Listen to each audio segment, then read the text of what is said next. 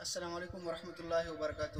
لیدونکو کتونکو تاسو په دې وخت کې وینئ مونږ چارسدې ته د شیخ ادریس صاحب دامت برکاتهم العالیه مدرسې ته د دستربندۍ لپاره راغلي وو. والد محترم شیخ القرآن والحدیث حضرت مولانا محمد فضل عظیم اسد صاحب دامت برکاتهم العالیه، زموږ د مدرسې اسد دارالعلوم مایارخوړ شیخ القرآن حضرت مولانا مطیع الحق حقانی صاحب دامت برکاتهم العالیه، زموږ د اسد دارالعلوم مایارخوړ ناظم تعلیمات مولانا صلاح الدین صاحب دامت برکاتهم العالیه، زموږ د سبقونو ملګري عظمت مولانا احمد علي مولانا صاحب او صوبان مولانا صاحب ګنې هم د وخت کې موږ سره حاضر دي. راغلو د هغه ځای نه د علامه شمس الحق افغاني رحمت الله علیه مزار ته قبر ته حاضري مو وکړله چې الله رب العزت د دوی د برکاتو فیوزاتو نه مونږ منور او معطر وفرمایي.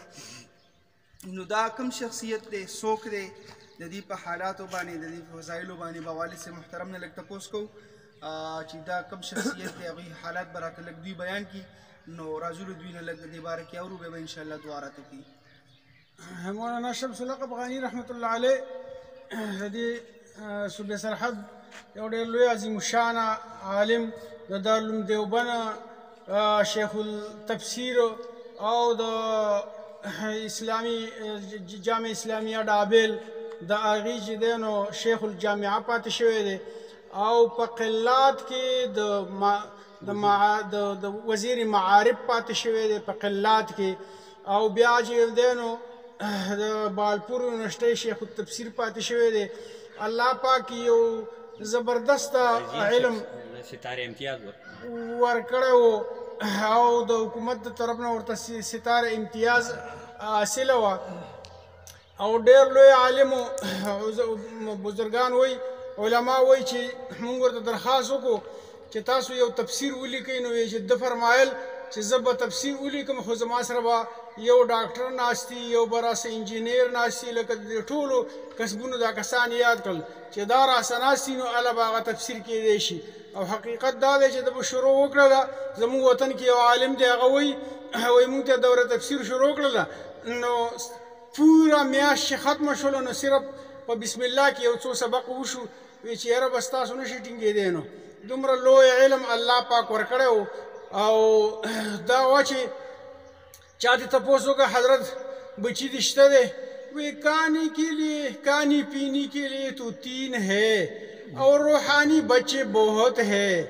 نو په دې خاورو کې د علم یو لوی غرب کوز پروت دی چې د پایې علما ډېر کم کوز تیر شوي او یا پیدا کېږي. ډېر لوی عالم و، د هغه قبر ته ولاړ یو. دی د نظریات کونسل اسلامي نظریات کونسل پاکستان ممبر هم پاتې شوی دی، او د لوی لوی علماو استاد تیر شوی دی. الله دې د په قبر باندې د رحم رحمتونو باران وکړي، او د معاشرې له د الله دغه شانه نعم البدل علما ورکړي چې دا سلسله جاري او ساري وي. امین. نو محترمو تاسو وینئ چې په دې وخت کې مونږ دلته حاضر یو، او مونږ ته دې وخت کې سبق دا میلاویږي چې دا لوی استاذ العلماء د امام الائمه ډېر لوی شخصیت فضایل تاسو واورېدل، لیکن بیا هم په دې وخت کې دا تنې تنها په دې خاورو کې دلته موجود دی، پروت دی. دې ځای لپاره تیاری کول پکار دي، دې ځای له راتلل پکار دي، او چې دې لپاره څومره زندګي زموږ اخوا را روانه ده، نو د هغې لپاره د دې په قدر باندې تیاری پکار دی مونږ له. او دغه تیاری دا زمونږ دی علماء کرام، دی مشایخ اعظام د دوی په سرپرستۍ کې به کېږي. نو چې دی علماء کرامو لمن موږ راټینګه کړو، د دوی په سرپرستۍ کې موږ خپلې زندګي تېرول شروع کړو، د هر قدم تپوس د دوی نه کوو. انشاءالله د دې دا زندګي چې کومه راپسې را روانه ده، الله به مو دا ښایسته کوي. والسلام علیکم ورحمة الله وبرکاته.